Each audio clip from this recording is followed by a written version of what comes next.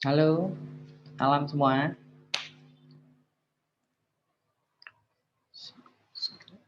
Malam, Pak. Malam, Mbak. Pak. Malam, Pak. Sehat, Pak.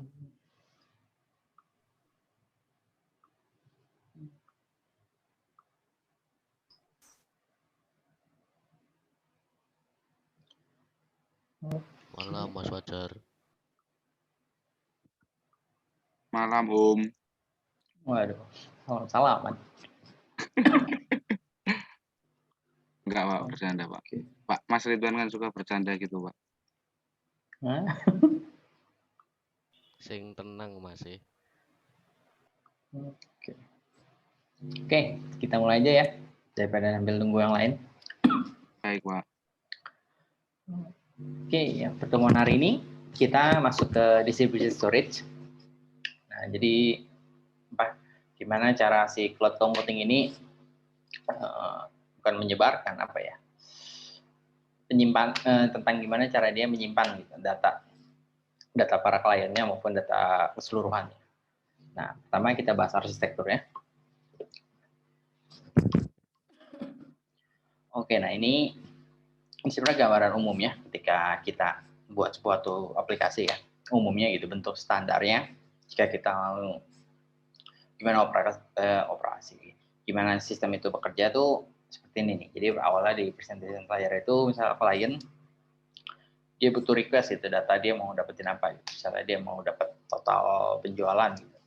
Nah, baru dari kebutuhannya dia masuk ke logiknya gitu kan. Logiknya dia akan dapetin gitu kan seluruh list data penjualan yang dicapai pada akhir tahun gitu. Nah, baru dari logiknya itu dirubah gitu kan dari kebutuhan si klien itu ke dalam bentuk query. Nah, nanti di bagian database atau si server atau storage-nya bahkan dijemahin dong berdasarkan si query tersebut untuk ngebalik ini hasil dari si berupa datanya gitu kan.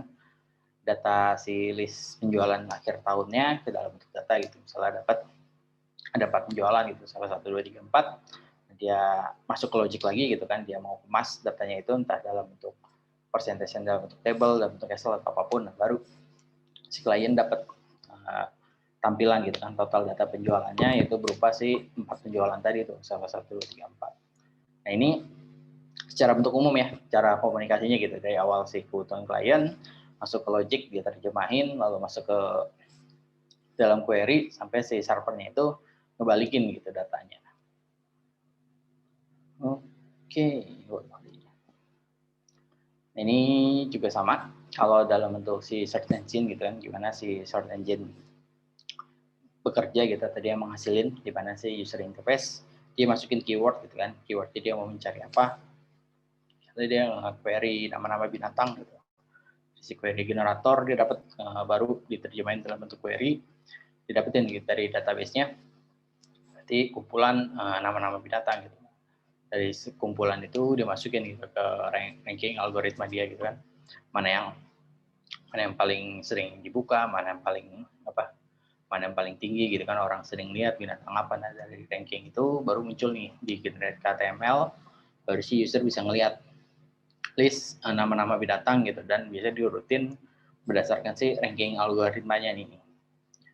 Binatang mana yang populer, binatang mana yang sebenarnya jarang kita lihat atau apapun. Ya, prosesnya sama gitu, mulai dari si user level, dari user interface, lalu masuk pada processing level gitu kan, dia merubah dari permintaan si keyword tadi ke dalam bentuk query. Nah, si data levelnya atau si database-nya baru ngebalikin bentukan data gitu yang bisa diterima oleh si user. Oke. Nah, sekarang gimana tentang si ini, gimana cara dia mendistribusikan data filenya nih atau file sistemnya. Oke, nah salah satu hal yang paling sering gitu ketika kita pakai untuk ngedistribusiin computing adalah tadi ya algoritma. Cara distribusi seperti tadi, gimana sih logiknya tadi dalam bentuk query masuk ke database ngedistribusiin gitu datanya terhadap klien. Oke. Nah, di sini kita ada goal baru nih. Goalnya itu dia mau nge-provide common view distribution. Oke, nah goalnya itu kita pengen apa sih datanya tadi tercentralize gitu di itu, tapi di implementasinya di distribusi. Jadi ketika kita mau cari, kita nggak perlu nyarinya server ada banyak deh. Kita pengennya tuh nyarinya ke satu tempat gitu kan, buka google.com nyari data itu, tapi sebenarnya data itu disimpannya tuh di beda-beda. Nah, jadi kita pengen tuh ada goalnya tuh bisa buka-buka gitu kan, ataupun update data apapun, di mana ya database itu bisa di mesin manapun gitu, ibaratnya atau di server manapun. Oke, asynchron. Nah, dia pengen ada ini ya, ada kemampuan untuk nge-sinkronisasi dan juga kapabilitas untuk nge-share data di si lokal tersebut. Nah, jadi ini bentuk umum ya, oke lah, ini bentuk umum kedua lah ibaratnya. Jadi di mana buat mengatasi tadi tuh permintaan pasti klien yang banyak, kita tambah ini. Oke, si server tadi ada banyak ya, lebih dari satu server ya. Kalau tadi kan server cuma satu, nah di sini servernya ada banyak. Gimana caranya si klien A, si klien B, klien C gitu ketika request, ya dia nggak perlu nge-request ke dua server gitu, dia harus request ke server A, dapat data dari server A, request ke server B, dapat data dari server B, dan dia cukup request ke satu tempat, ya udah biar si satu tempat itu yang ngecariin ke dalam dua server kita nih. Nah, di sini umumnya kita menggunakan cage, baik di sisi klien maupun di sisi server, dua-duanya kita menggunakan si cage tersebut. Nah, sini ya. Jadi si general goal-nya ini kita bikin si file sistemnya transparan untuk apa bisa di remote oleh si klien. Oke. Ini oke ini contohnya ya, baik si klien nge-request data yang ada di server gitu kan, nah otomatis si server ngebalikin data tersebut, tapi si datanya itu nggak berpindah klien ya, tapi tetap ada di server. Atau kedua ini si klien ini mau melakukan perubahan gitu dari data lama, entah dia timpa file baru, entah dilakukan perubahan apapun. Nah, intinya di mana dia ngelihat gitu kan data lama, lalu dia kirim lagi data barunya nih atau new file ya. Oke, nah.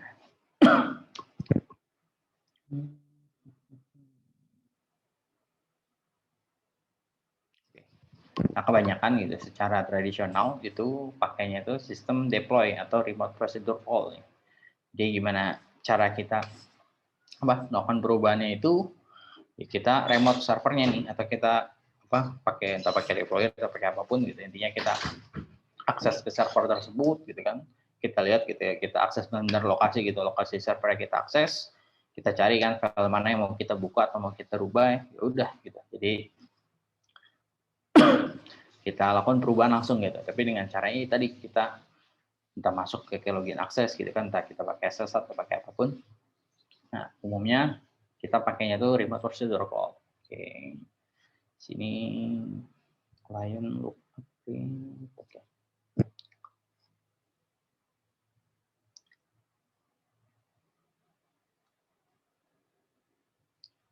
Oke, ini remote. Oke, di sini kondisinya dia masih ini ya. Walaupun di sini ada catch, tapi dia masih belum jalan sih. Oke, nah sini si remote disk-nya kita nge-read sama nulis ke server yang kita tuju. Dimana kita gunakan tadi remote procedure call atau RPC ini untuk nge-translate gitu kan file sistemnya. Oke, nah dimana di sini kita belum pakai catch ya. Kita belum pakai catch. Tapi bisa di catch di sisi server, tapi belum menggunakan catch. Oke, ada kelebihan dan kekurangan gitu. Kelebihannya otomatis data yang kita akses atau kita buka saat itu ya benar-benar bukan data ya real data atau data yang paling baru tuh. Jadi ketika ada perubahan atau apapun, kita dapat yang paling baru lah. Nah, dari entah mau diakses siapapun ya. Setelah saya akses, kamu akses, ada orang lagi yang akses. Nah, ketika saya menggunakan si RPC ini, ya otomatis yang saya buka saat itu ada benar-benar data terbaru detik-detik itu juga gitu. Oke, nah problemnya bakalan jadi apa? Jadi lebih lambat kita daripada si lokal memorinya. Udah pasti ya, karena kita butuh apa? Akses langsung ke servernya. Jadi jaringan akan sangat mempengaruhi dan akan terasa lambat gitu. Oke, nah ketika si aksesnya tadi banyak yang akses gitu, jadi nggak terjaga dengan baik, nggak pipeline dengan baik gitu. Ketika saya mau perubahan apapun bisa server bisa jadi bottleneck gitu. Ketika tadi misalnya saya buka kan saya dapat terbaru, saya dapat perubahan atau apapun, tapi belum saya save, ibaratnya orang kedua belum tahu nih perubahan yang saya lakukan gitu. Ketika saya simpan terus si orang kedua juga perubahan simpan, nah itu bisa terjadi pipeline-nya atau percabangan, dan si server juga bisa jadi bottleneck-nya. Oke.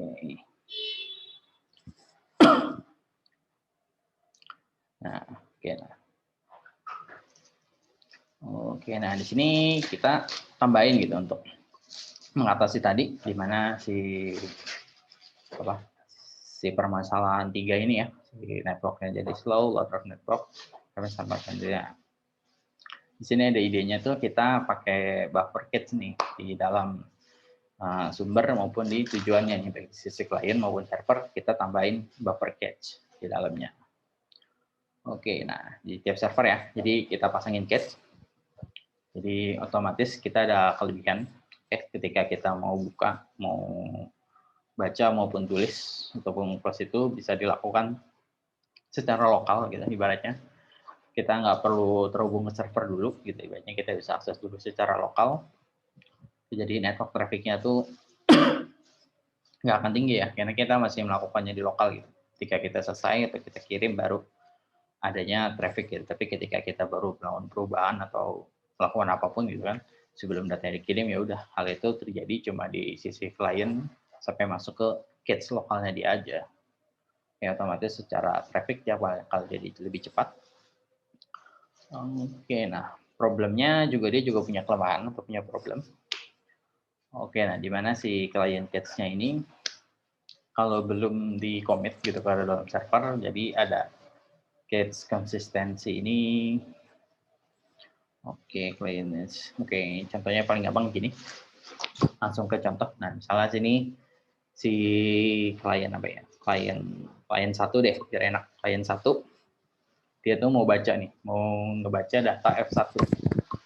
Oke, nah dia baca kan, otomatis dia awalnya di cache belum ada dong, masih kosong ya. Dia baca gitu dengan read, dia request gitu ke server, apa nih isi dari F1 gitu kan. Server ngecek dong. Si komputer ini klien 1 mau baca nih isinya dari F1 gitu. Ternyata F1 itu isinya V1. Nah, dia taruh dulu di cache supaya ketika ada permintaan lagi gitu ke dalam server mau minta isi F1, ya si server nggak perlu nggak perlu query, nggak perlu cek ke dalam database. Si F1 langsung aja gitu. Langsung aja request ke cache karena isinya udah ada F1. Jadi udah dapat ya. Ini masih proses awal gitu. Si server masih query apa taruh di cache.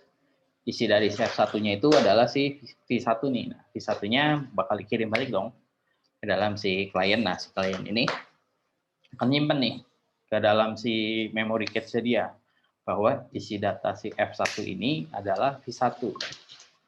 Oke, nah jadi ketika si klien mau buka lagi gitu isi F1 itu apa, ya dia nggak akan request lagi ke dalam server. Dia udah dapat di dalam cache-nya itu F1-nya itu adalah V1 nih. Oke. Dapat ya. Jadi ketika dapat read V1 gitu kan.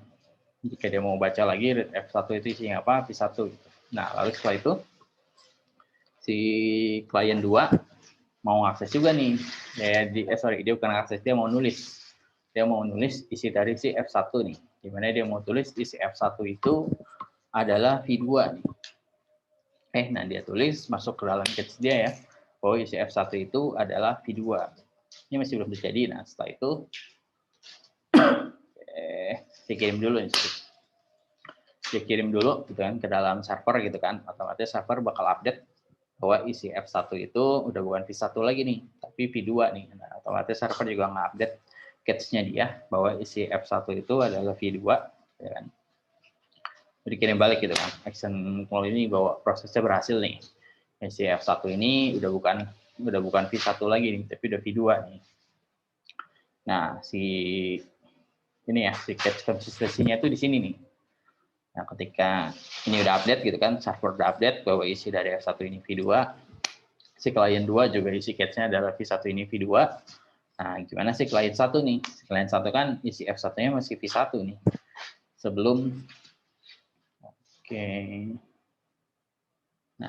Sebelum ada proses apapun ya, si klien mau narik lagi gitu dari ke server, selama masih masuk ke dalam cache ini ya, selama itu juga gitu, bahwa si klien 1 ini tahunya tuh ya isi F1 itu adalah V1.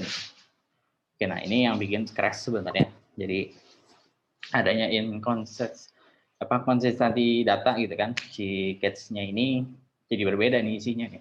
Dimana si klien 2 isi F1-nya udah V2 gitu kan, server isinya udah V2, tapi si klien satunya ini tetap isinya V1 gitu. Sebelum adanya permintaan dia untuk apa ya? Untuk nulis gitu atau mau baca ulang gitu kan ke dalam si server, ya selama itu juga gitu isi cache-nya itu si klien satu itu mengetahui si F1 itu adalah V1. Oke, ini ya. Jadi ketika dia baca lagi gitu kan dari F1, ya otomatis adalah V1 gitu. Sedangkan kalau si klien gitu baca F1 isinya V2.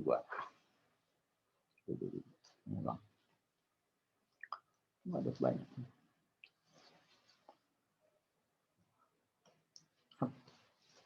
Nah, ini untuk file sistem semantik. Ada 2 bagian. Oke.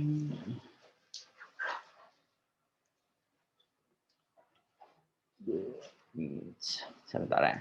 Ini bocah api ditulis.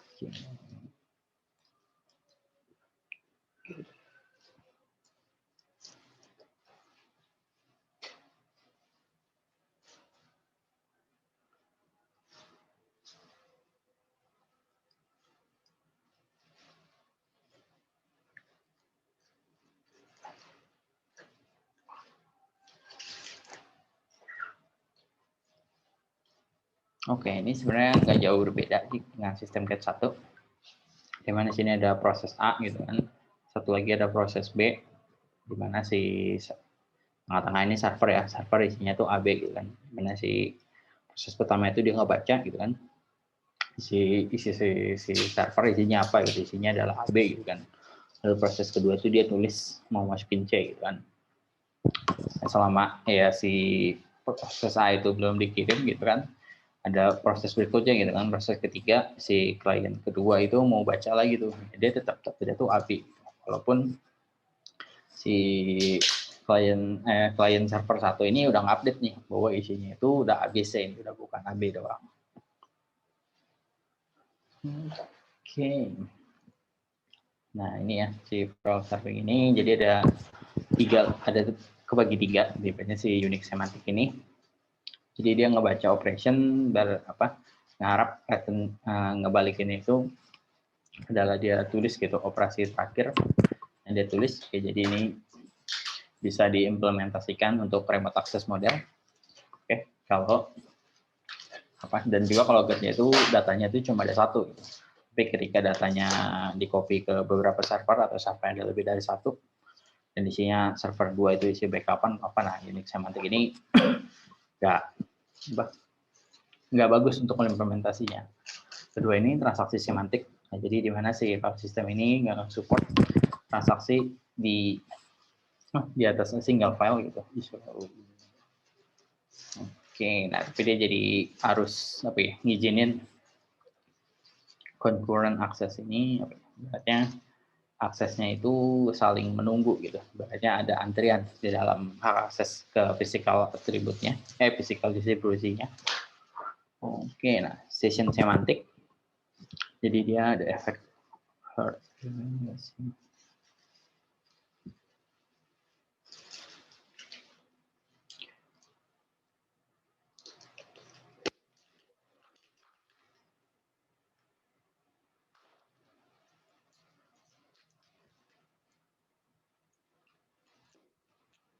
Oke, ini tadi ya.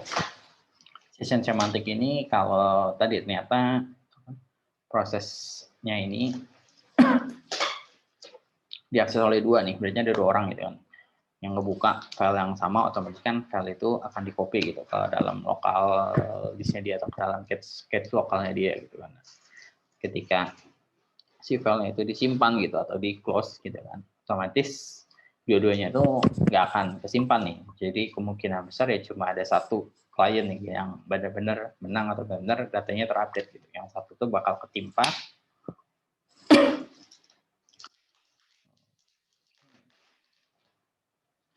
Nah, ini contohnya ya. Jadi si Komoda Extension transaksional. Oke, ini untuk file sharing transaksional ya. Jadi sebenarnya ada dua klien gitu kan yang diakses gitu ke dalam si server. Oke, nah jadi ketika server minta dong permintaannya, klien A pertama itu diminta mau nge-open RD nih. Nah, dia mau nge-open RD, itu si server ngirimin dong isi dari si file RD tersebut. Dia mau nge-read gitu, mau open nge-read. Otomatis si klien ini bakal ngirimin si filenya gitu, file apapun, bisa file F.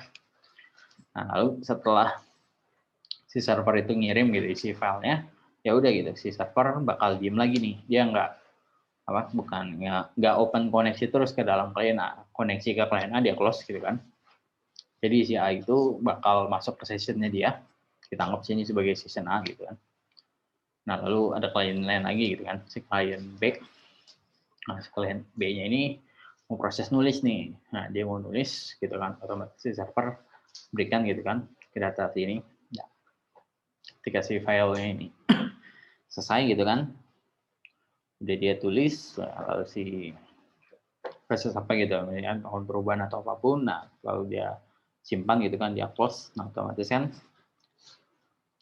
isi file udah berubah nih, sedangkan si A masih di sessionnya nih, masih ngotak-ngatik gitu file tersebut, nggak tahu dia ngapain ya. Nah, tapi ketika dia close ataupun, nah sebenarnya kan ada jeda tuh ibaratnya di antara waktu penggunaan gitu, si klien A sama si klien B ini, bahwa si data tersebut udah ada perubahan nih, udah ada kemungkinan datanya itu udah berubah nih. Oke. Nah, jadi dengan gunakan si transaksional semantik ini, oke, sama gitu. Ini bikin ada apa? Memungkinkan gitu untuk si improve performance, adanya peningkatan performance itu ketika dia sebentar. Read session.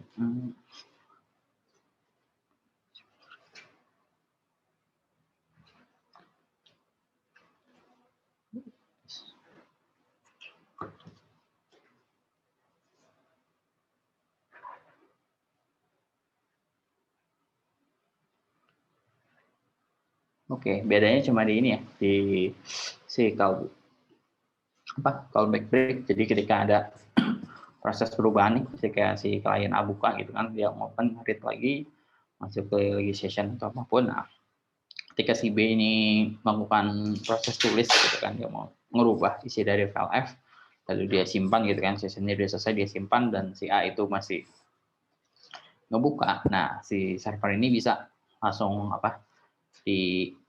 entah dibuatin session, jadi si server ini tahu gitu si user mana yang lagi akses, lalu dia bisa invalidate, ngasih tahu gitu si klien A ini bahwa file F ini udah ada perubahan nih, mau di reload ulang nggak, otomatis si A itu dapat notif, nah dia close lagi, lalu di open ulang lagi gitu kan, read kembali gitu kan si file tersebut. Jadi si A itu dapat perubahan dari si klien B, ketika si klien B nulis lagi, dicek lagi gitu kan, apakah sini ada perubahan atau enggak.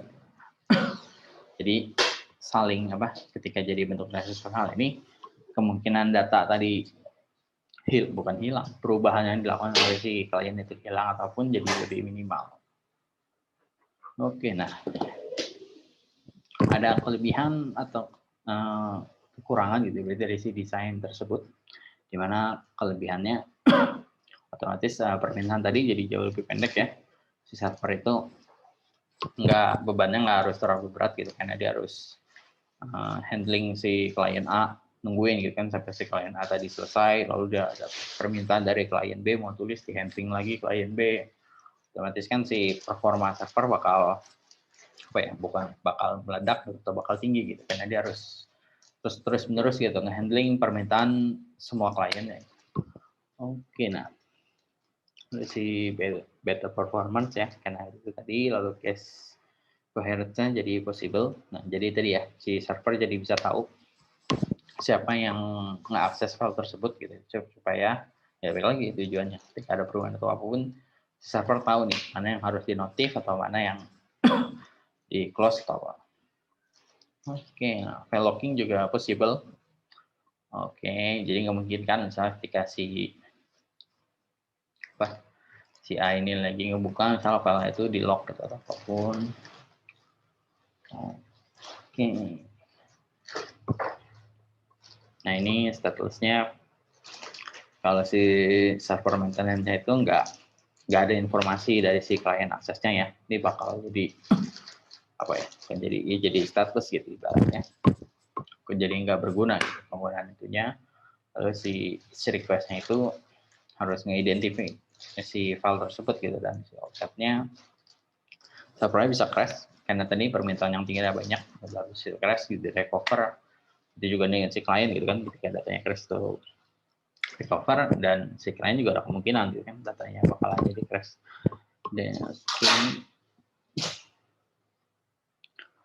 Then only oke. Sini dia nggak butuh open atau close tadi ya situasi itunya, jadi langsung di handling terus, jadi nggak no server space, user state. Oke, dari sini ada problem ya, kalau si filenya itu dihapus di server dan si file lockingnya itu jadi nggak memungkinkan. Ini konsistensi dan replication. Nah, salah satu prosesnya tadi ya, ketika masuk si case tadi, si data itu sebenarnya ada dua nih prosesnya. Pertama si si ini observation dulu. Observation ini di setelah perkembangan tadi ya, data penyebaran distribusinya gitu.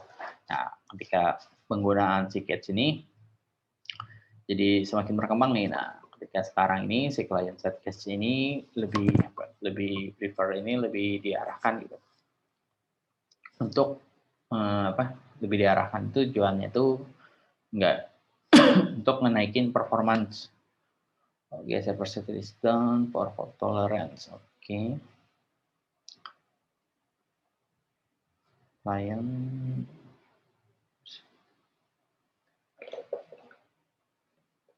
Oke ya, ini tadi ya. Jadi si klien ketika diizinkan gitu untuk tetap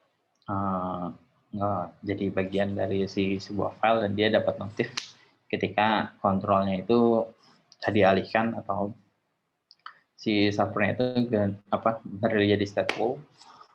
Oke. Ini yang tadi ibaratnya yang saya beritahu gitu, ketika si klien lagi request gitu kan, dia mau buka file A gitu ibaratnya, otomatis si server berikan gitu kan, ini isi data file A gitu. Nah, tapi ketika lagi masuk di lokal kita gitu, kita lagi mau perubahan atau apapun, ketika ada yang berubah mau apapun, nah si server itu bisa narik gitu data yang ada di lokal kita, atau dia kasih tahu lagi gitu kan, si data ini udah berubah atau apapun gitu, atau data ini terhapus, jadi dia mau tarik atau apapun. Nah, lalu si klien yang bisa ngirim gitu kan datanya supaya bisa diupdate. Oke, nah fault tolerance itu handling by system replication. Oke, nah fault tolerance ini sebenarnya handling by system replication. Sebenarnya sama kayak tadi, cuma bedanya itu dia itu ditambahin ada primary satu buah server sebagai standar backup. Sebenarnya ini primary backup protokol ya. Jadi masih sama gitu tadi, nggak ada lebih dari satu klien gitu kan, entah dua atau lebih. Kalau ada server gitu kan, di mana semuanya tuh saling punya kepentingan masing-masing gitu. Di mana server satu mau klien A mau nulis, klien dua tuh lagi nge-read, lagi apapun gitu kan. Tapi setiap permintaan itu Di sini ya proses sama kayak tadi, cuma bedanya ditambahin ada si backup signal itu ada proses tulis gitu kan, dia mau nulis data apapun ya, jadi proses tulis gitu kan, otomatis si datanya itu akan di-forward gitu kan ke dalam si primary server-nya, dikasih tahu oh klien A ngerubah item X nih ibaratnya. Nah, terus setelah itu si server bakal ngasih tahu semuanya sih, baik si server backupnya untuk nge-update gitu kan, datanya dia untuk nge-update, lalu ngasih tahu gitu kan proses tulisnya udah selesai di-update. Nah, lalu dia kasih tahu juga ke klien-kliennya dia tuh, baik si klien yang nulis tadi, si klien A gitu kan dikasih tahu gitu kan responnya apa, lalu si klien B read request-nya itu diupdate nih bahwa permintaan si item X ini sudah berubah. Oke. Nah, sekarang kita masuk ke NFS architecture. Oke, nah si NFS ini biasa diimplementasi berbarengan gitu dengan menggunakan virtual file system abstraction. Oke, yang dimana sekarang ini menggunakan banyak operating system ya. Oke.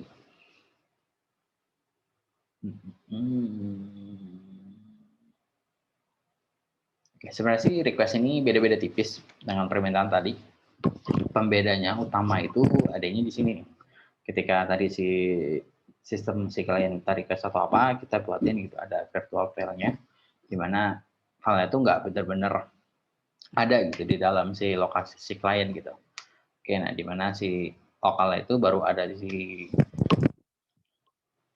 dalam biasa sih dalam bentuk server ya gitu. Si local file system interface-nya ini dia cuma mencatat bisa beda-beda, bisa mencatat cuma alamatnya doang, bisa mencatat ID-nya gitu. Si NFS klien, lalu baru deh permintaan apa sih kliennya ini ngirim itu stop. Juga nih di server, si server juga punya virtual file systemnya gitu kan. Oke, lalu masuk ke dalam local file system inference-nya. Oke. Oke. Virtual, oke, lebih gampang berikutnya. Nah, si NFS ini ya, atau si network file system ini, sekarang ini udah jadi suatu standar gitu untuk distribusi, khususnya di Unix. Oke, jadi ketika kalian pakai Linux ataupun Mac, atau ya pokoknya pakai Unix ini, kalian udah pakai standar si NFS ini. Oke, nah, si NFS ini juga bisa digunakan di LAN, gitu. Mau pakai WAN juga bisa, tapi biasa lebih lambat. Oke, ini sistem. Semua yang pakai si network file system ini bisa jadi server, bisa jadi klien juga ya. Basic idenya ini supaya bisa nge-remote direktorinya gitu kan ke dalam si local directory kita. Oke, remote direktorinya juga bisa isi dari si directory di dalam si lokalnya maupun dari luarnya. Oke, nah mungkin kalau kalian yang bingung, NFS ini kalau kalian buka di Windows namanya apa ya? Terminal gitu. Saya lupa sih di Windows namanya apa, tapi kalau di Linux namanya terminal. Oke. Nah, isi dari si terminal itu, ya itu NFS gitu. Kalian pakai bahasa si Unix file access ini gitu. Kalian pakai bahasa si NFS ini. Oke. Nah, gimana caranya gitu kan kita ngakses tersebut? Nah, oke, tadi ya, kita bisa ngakses baik mau lokal file nge-akses dari data di sana gitu yang kita remote sebagai local files kita. Jadi kita bukan lebih gampang, jadi lebih berandai-andai gitu bahwa ketika kita lagi buka di komputer itu kita lagi kayak buka komputer biasa aja gitu, padahal yang lagi kita akses itu ya file yang lagi kita remote gitu. Oke, si remote kan. Yes. Oke, ini biasanya di ini ya. Sintaksnya itu konsisten gitu dengan nama lokal di sananya. Contohnya di sini, ketika nama servernya apa gitu, entah menggunakan IP, entah menggunakan domain atau apapun, lalu slash masuk ke direktorinya apa, lalu slash nama filenya apa. Nah ini jadi bisa menyebabkan legacy application ya, untuk jadi gagal. Oke, pusing dari sistem mounting. Ini supaya apa? Ngebuat kayak tadi saya bilang, membuat si remote namespace-nya itu udah jadi kayak bagian di komputer kita gitu. Kayak kita lagi akses folder-folder biasa aja.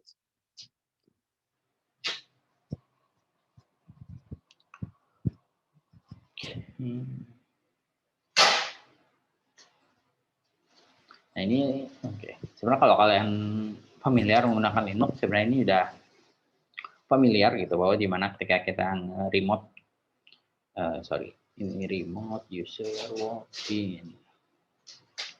Oke, view Steam.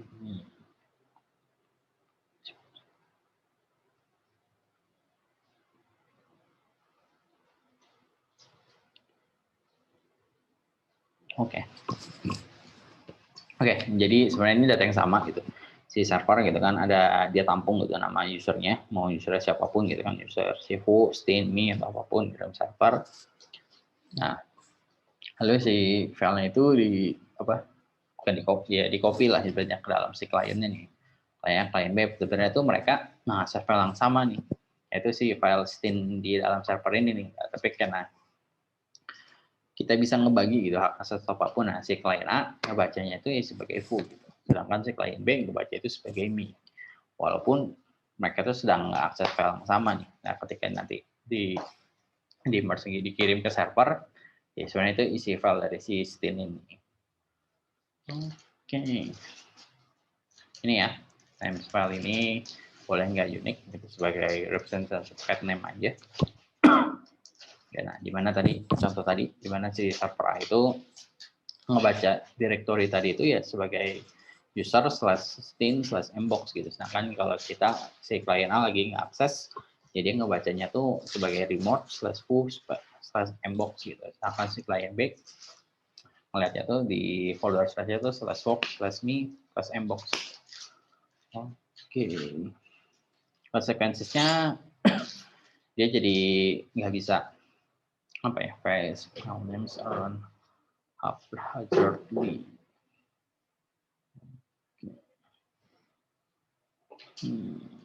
Jadi dia nggak bisa ngelewatin file path name-nya misalnya.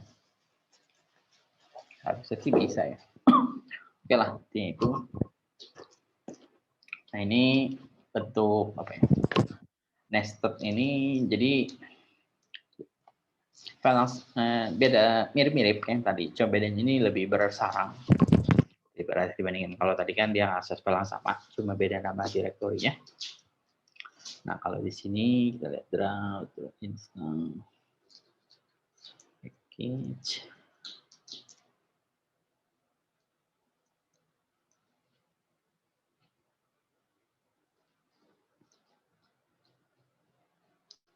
Client to specific directory.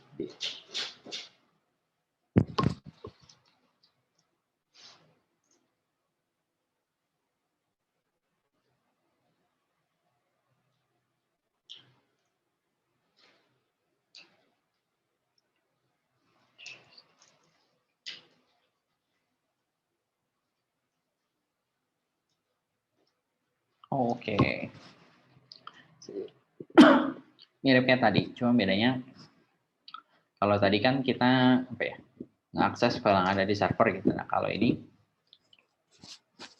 ketika kita akses sebenarnya nggak apa ya, si klien nggak import gitu kan directory dari si server A gitu ibaratnya. Tapi server A ini nggak benar-benar, bukan nggak memberikan gitu, tapi dia nggak berikan semuanya gitu. Berarti dia cuma berikan bentuk-bentuk package-nya. Nah, beberapa bentuk package-nya itu harus kita install gitu di dalam si klien. Jadi gitu juga yang si server B import directory from server. Oke, kalau sini server B isinya dari si server A ya. Oke. NMS operation-nya fundamental, expect-nya. Oke, ini operation-nya ya. Jadi pakai si tadi fundamental NMS operation. Jadi pakai text effect name untuk nge-return file handle-nya. Lalu file handle-nya itu sifatnya unique identifier. Lalu persistent. never really used. Storable, no opaque queue to client. Oke. Ini untuk tipenya. Kalau NFS versi 3 64 bit, kalau versi 4 128. Oke, nah ini ya apa? Nah, operation ini sintaknya gitu. Kalau kalian lagi buka terminal, lagi mau ngapain gitu, mau nge-read, mau build, mau nge-link, mau system link, mau bikin directory gitu kan, directory, make note, rename atau apapun. Nah ini sintaknya gitu ibaratnya. Oke. Nah, kita masuk ke si get sekarang.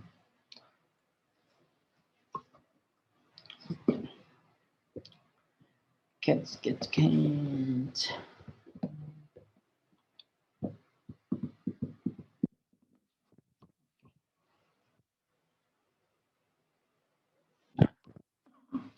Ini saya kan bakalan sering berulang-ulang di si catch ini ya. Sebenarnya catch ini pemahaman, kalau tadi kan kita request data apa ya, request data tuh langsung gitu kan, si client application request ke server ngolah gitu kan, dia dalam bentuk query lalu dibalikin data. Nah si client application ini enggak, sekarang kita tambahin gitu, ada satu layer lagi namanya itu memory cache. Nah di mana si memory cache itu ngambil datanya itu dari si disk cache dulu nih. Jadi ketika si client application tadi request, dia akan masuknya tuh ke memory cache dulu nih, apakah nanti si memory cache ngecek dalam disk cache-nya apakah datanya ada gitu kan. Kalau ada ya udah langsung aja dari disk cache itu ditampilin gitu ke si client application-nya. Tapi kalau nggak ada baru si kliennya itu request gitu, udah kan echo ke NFS server. Nah, si NFS server baru ngebalikin lagi ya, karena dia belum ada, nge-query, baru balikin datanya ke dalam klien. Nah si klien nanti simpen datanya itu ke dalam memory cache. Oke. Ini ya, jadi si tadi ketika si klien minta file, si server berikan gitu kan, nah, si klien minta lagi atau si server ada perubahan, dia bisa nge-recall delegation gitu, si klien juga bisa ngirim ulang, emang ngirim gitu datanya, entah mau update atau kirim file baru. Oke. Nah untuk security arsitekturnya sih sebenarnya apa ya, bukan jauh beda, sebenarnya agak jadi lebih simpel gitu untuk NFS arsitekturnya ini, karena dia nggak harus mikirin mulai dari si tiap-tiap layer dari manapun, dia cukup fokus di channel communication aja. Ketika si sebelum masuk ke tadi ya, sebelum dia masuk ke cache, ketika dia baru mau request ke server, nah baru secure channel itu di situ gitu. Ketika udah masuk ke server RPC servernya ya udah nggak perlu ada security di situ gitu, request aja kayak biasa gitu. Oke, nah ini ada pro dan kontranya ya, dimana pro-nya itu jadi simple dan jadi highly portable ya, karena kita bisa kan eksekusi dimanapun, bisa nge-remote dimanapun gitu, kita hanya perlu tuh tadi kita pakai SSH, kita pakai apapun gitu. Oke, nah pro-nya kadang-kadang jadi dia nggak inconsistent, nggak bisa untuk skala besar gitu kan. Oke, skip checking ini ya, dia harus tetap ngecek gitu ketika ada dari kondisi si klien satu yang cache-nya itu dia nggak update gitu kan, atau outdate. Jadi dia harus tetap keep checking gitu, apakah di server ada perubahan atau enggak gitu terhadap data si F1 tadi, F1 ya, F1 tadi gitu. Si server jadi become bottleneck. Oke. Ketika si trafficnya lumayan tinggi. Nah. Oke, nah ini motivating application-nya ini khusus untuk searching gitu. Ketika mau nge-searching itu kan kita nge-crawl banyak data tuh ibaratnya, dan ketika datanya ada banyak, datanya itu besar banget atau apapun, ya kita harus sebar gitu datanya ke beberapa server itu, karena kita taruh di dalam satu buah hard disk kita ibaratnya kita taruh dalam satu buah keranjang, ya resikonya pun semakin gede gitu ibaratnya. Oke, dari si ini ya, si proses usernya dia jadi nge-search ke dalam apa CPU yang besar banget gitu karena dia nampung seluruh datanya. Otomatis ini ya jadi mahal banget gitu karena kita butuh server yang ketika datanya membesar otomatis servernya harus upgrade kan apa nggak murah juga gitu upgrade gitu kan. Ketika udah punya komputer berapa misalnya 1 tera, iya anggaplah 1 tera ketika upgrade ke 2 tera kan jauh lebih mahal gitu ketimbang kita bikin lagi yang 1 tera. Doesn't scale, jadi tidak bisa terhitung gitu karena perubahannya. Oke. Nah ini perkembangan gitu gimana cuma Google dulu gitu ya ibaratnya. Dulu itu si Google nyimpan data atau kita pun juga nyimpan data itu di sebuah komputer gitu kan, di mana dalamnya ada hard disk. Dimana sekarang data itu ya udah jadi satu perusahaan sendiri gitu untuk nyimpan data tersebut, daripada data tersebut terpecah-pecah, ya kan, satu server isinya itu udah berpuluh-puluh hard disk gitu kan, dimana satu puluh kelas itu masih diklasterin lagi gitu, ada beberapa klaster lagi masih terpisah lagi. Nah kita lihatnya pun juga udah apa ya, udah gede banget lah ibaratnya, mungkin ada yang mumet juga melihat kabel-kabel ini. Oke. Nah ini untuk tadi ya cluster, udah masuk cluster base, jadi udah ya belum. Nah masuk ke cluster base system. Jadi kalau kalian tadi lihat ini ya, di mana data kita itu apa ya?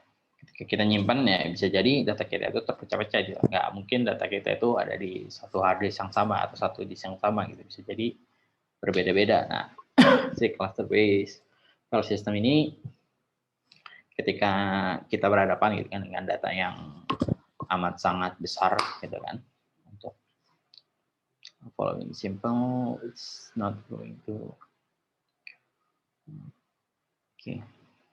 ini tadi ya untuk speed ya benar, untuk nge-setup untuk untuk ketika data kita tadi udah mulai gede banget gitu, kumpulan data dan tersebar gitu kan ke beberapa hard disk juga beberapa collection atau apapun. Ketika tadi misalnya kita googling itu kan nyari nama-nama binatang, otomatis kan dia bakal gede banget gitu kan nyari ke seluruh hard disk. Nah kita ada teknik tersendiri nih supaya pencarian tadi ke banyak database itu bisa cepat gitu kan dan nggak lambat. Oke. Nah ini aja deh. Oke, sebenarnya gambar sini lebih enak sih, karena jadinya dia data kita tuh simpelnya dipecah-pecah gitu menjadi beberapa blok gitu, atau beberapa cluster gitu kan, ada blok A, blok B, dimanapun gitu. Oke. Nah, contohnya di sini ya, si Google Solution ini. Jadi, misalnya kita deh, si GFS client ini request tadi nih, nama-nama binatang gitu kan. Seluruh Google otomatis si masternya bakal request dong, ngasih instruction nih. Tolong kumpulin nama-nama binatang nih, dicari ke server A gitu kan. Server A cariin gitu kan nama-nama binatang gitu, si server B nama-nama binatang, cari semua server C nama-nama binatang. Nah, lalu setelah lihat lagi sih. Oh, di sini ada. Oke, ya sini aja lah, biar jadi satu. Si server A nama-nama binatang gitu kan dia dapat ya. Nah, dapatnya tuh dia nggak kirimin gambarnya gitu, si server A misalnya dapat ada 10.000 data nih dikirimin gitu, 10 data ke master. Server B nemu ada 7.000 data nih dikirimin ke server B gitu. Server C nggak ada data nih, dia nggak kirim apa-apa gitu, salah. Jadi nggak seperti itu. Nah jadi ketika si tadi permintaan tadi gitu, si master ngasih instruction gitu kan untuk cari data dari binatang itu, tiap-tiap server itu bakal nyimpen tuh, oke, permintaan ini ternyata nama-nama binatang itu ada 7.000 itu, dia cuma nggak ngasih data gambarnya gitu, karena kan data gambar bisa spesifik gitu, ada yang besar, ada yang kecil, ada apa ya, dia cuma kasih block ID-nya atau apa ya, bisa ID, bisa range atau apapun, bisa kasih block ID-nya lalu disimpan di dalam si yang servernya masing-masing gitu. Nah, si server A nyimpen gitu kan, ID block ID tadi gitu kan. Nah, Setelah itu udah dapat semua, dibalikin gitu kan. Dalam bentuk state tadi, dalam bentuk ID-nya tersebut. Nah, si master ini udah dia ngirimin ke dalam klien itu udah nggak ngasih data, tapi dia cuma ngasih kontak address-nya atau alamat-alamat dari si gambar-gambar tadi itu. Oke, nah jadi otomatis si kliennya itu dia nggak request lagi ke server, tapi dia akan akses ke tiap server masing-masing gitu. Tadi server A ada 10.000 gambar ya, dia akses ke 10.000 gambarnya itu ke server A gitu kan. Lalu 7.000 gambar di server B diakses ke server B, lalu ke server C yang nggak ada gambarnya, nggak ditemukan, mungkin dia nggak akses. Udah, nah si yang memberikan datanya tersebut ya si masing-masing servernya ini dia ngasih si chunk data tersebut gitu berdasarkan alamat address yang diminta gitu. Ketika tadi dia minta banyak 7.000 kan lama, tapi ketika dia ngasih spesifik ID gitu kan, otomatis request permintaannya itu akan jauh, akan jauh lagi, emang udah akan jadi sangat-sangat cepat gitu. Ketimbang tadi dia harus nge-query, mengumpulin data tadi gitu. Makanya mungkin apa ya, sebuah wejangan kali ya, sebuah wejangan gitu. Jadi buat kalian untuk nanti, oke lah kalau kalian masih bikin aplikasi gitu atau apapun, masih kecil itu oke lah. Tapi ketika udah mainnya big data gitu, apa data transaksional besar, data transaksional cepat, kayak kencang gitu kan, tinggi gitu trafficnya, kalian akan pasti bersinggungan dengan ini. So, bukan apa masalah kalian tuh udah bukan lagi gimana cara aplikasi kalian berjalan, tapi gimana cara antisipasi ketika adanya big data nih, ketika data transaksinya itu udah ratusan ribu, udah jutaan, gimana cara nge-handlingnya nih. Nah, kayak paling yang paling pasti tadi paling anti itu adanya query gitu di dalam looping gitu ya, kalian looping gitu kan, for each atau apa, nah di dalam for each-nya itu ada query nih. Nah, otomatis udah pasti dah itu. Ketika oke lah kalau datanya cuma 100 atau cuma berapa ya, 1.000 lah masih cepat lah ibarat. Tapi ketika datanya udah ratusan ribu gitu, isinya 100.000 kali ada permintaan query gitu, walaupun query-nya simple gitu, query-nya itu cuma select ID from bla bla bla gitu kan. Nah, itu udah pasti akan ngaruh banget ke performa server kalian. Otomatis ini jadi PR kalian gitu kan, gimana cara mengantisipasi gitu kan ratusan request itu ke dalam bentuk satu kali request aja gitu. Oke. Ini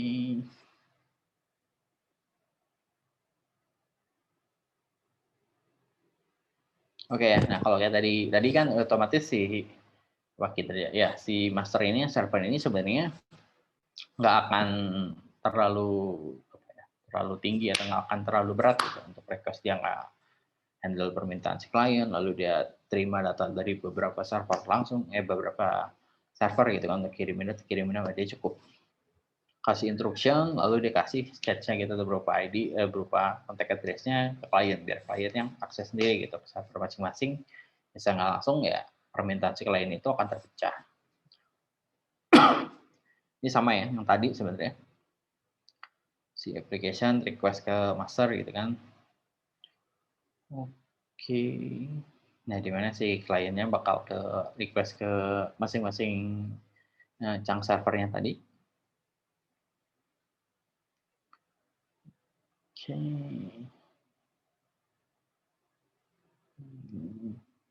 Langsung aja.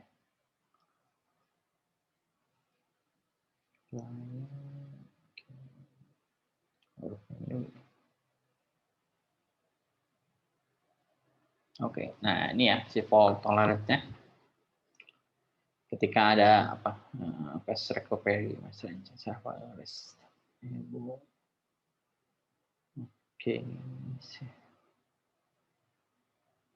Oke, ini fault tolerance-nya, jadi si master dan si chunk servernya bisa kalau ada crash atau apapun, reset template itu nggak harus lama gitu karena adanya permintaan yang banyak. Si chunk replication itu bisa banyak ya. Mau di sini defaultnya 3 replika, tapi tergantung kebutuhan kalian butuh replikanya berapa, nah bisa nge-shadow master juga. Data integritasnya dia bisa ngecek gitu kan, setiap 64 kilobit blok di tiap chunk-nya bisa dicek. Nah, processing granularity ini sebenarnya gimana cara kalian nge-handle, bukan cara kalian ya, ibaratnya tugas handlingnya gitu ketika data kalian itu mulai dari small sampai ke paling besar gitu kan. Ketika data masih small, masuknya ke pipeline instruction level, ya kan, makin besar lagi ke concurrent thread level, semakin besar lagi ke service object level gitu kan. Lalu makin gede lagi itu udah harus mainnya tuh ke index level gitu. Ketika data makin besar lagi udah masuk ke mega block level gitu. Ketika semakin besar lagi pakainya tuh virtual system level gitu kan, dimana ketika mainan di situ otomatis kalian bakal bersinggungan di apa ya, di tiap-tiap ini ya. Ketika pipeline itu kalian pasti mainnya di single core atau pasti multiprosesor gitu. Concurrent juga sama. Nah, ketika udah indexing level itu udah mulai adanya cluster gitu atau si ini. Nah, ketika si mega block sama kalian main di grid of cluster. Ketika udah main virtual system level itu kalian harus main map readers gitu di distributed file system. Nah, ketika udah masuk ke cloud computing, itu ini udah paling apa ya? Paling besarnya lah. Ya udah. Hal semua tadi itu udah pasti kalian pakai gitu.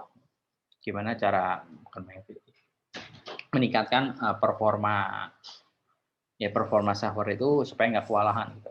Handling permintaan yang gitu banyak. Oke. Nah, ini salah satu perusahaan atau produk ya. Ya dua-duanya lah, salah satu perusahaan dan juga dia punya sebuah produk namanya itu Hadoop.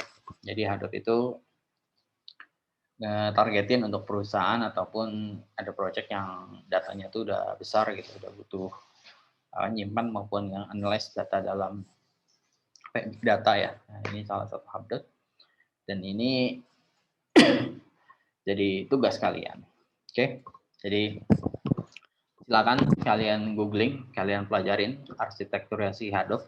Oke, jadi kalian buat kalau penelitiannya gitu kan, gimana si arsitektur si Hadoop, gimana si Hadoop itu bekerja, gimana dia melakukan proses pencariannya. Oke. Nah, kalian buat, oke, minimal berapa ya? Minimal 12 halaman ya. Dari mana aja terserah, kalian mau googling mau apapun atau dari penelitian orang lain. Fokusnya supaya kalian pelajarin si arsitektur tersebut. Oke, udah habis. Oke, kumpulin sini aja. Kumpulin minggu depan ya. Lewat mana, Pak? Nanti saya udah saya update kayaknya di itu di learning 12 awal. Individu ya, bukan grup lagi, kelompok.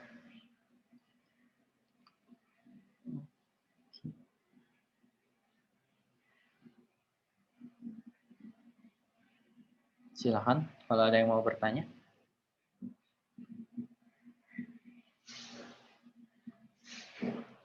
Dibuat bentuk PDF apa buat Pak? Bebas, mau PDF boleh, Word boleh, nggak ada masalah.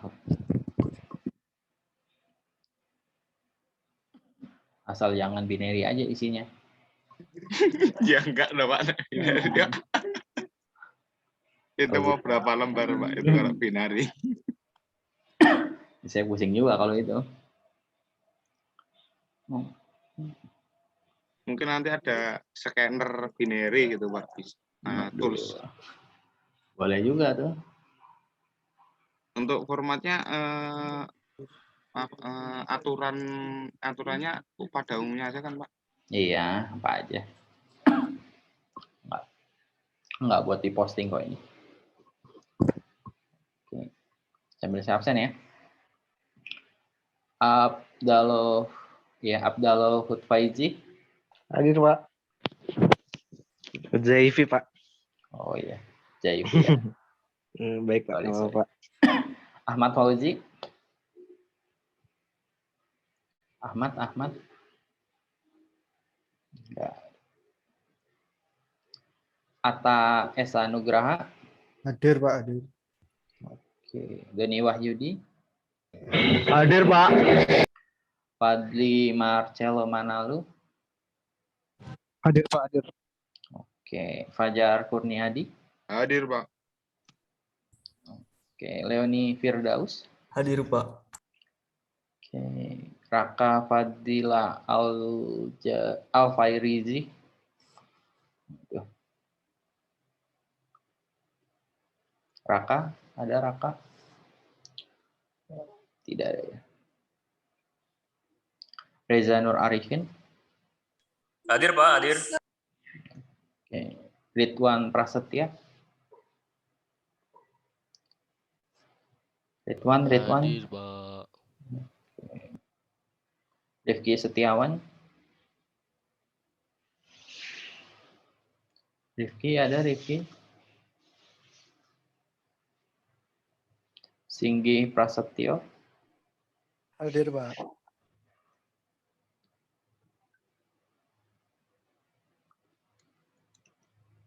Oke. Udah semua ya?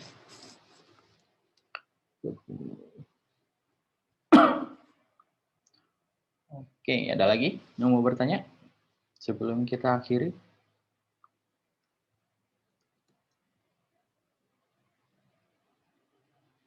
Ini tugasnya kumpul di e-learning ya, minggu depan paling lambat. Oke, kalau nggak ada lagi, saya akhiri pertemuan hari ini. Thank you semuanya for today. Bye. Terima kasih, Pak. Yuk. Makasih Pak. Oke.